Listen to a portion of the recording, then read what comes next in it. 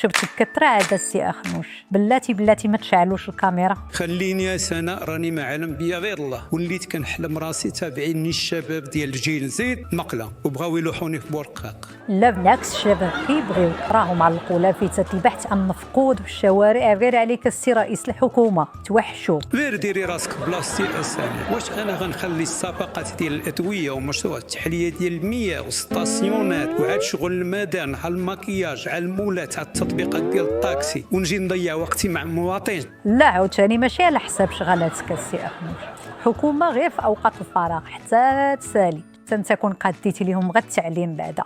ياك قلتوا في البرامج ديالكم غادي نواصلوا ورش الاصلاح ديال التعليم، فين وصلتوا في هادشي؟ انت قلتيها بلسان، قلنا لكم مواصله ورش اصلاح التعليم، وهو قطاع التعليم تحول في العهد ديالنا لورش مفتوح.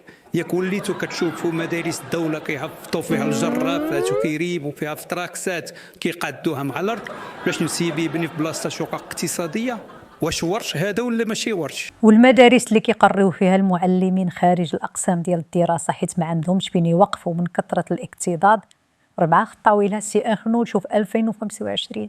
هاد 4 في الطابله استراتيجيه بريكوليه نقلناها من عند التريطور الرحال. الفرق بيناتهم هي ان التلاميذ كيبقاو 4 في الطابله بلا فطور بلا غدا، وزيدوا اتساع في الخاطر وتزاحموا تراحم.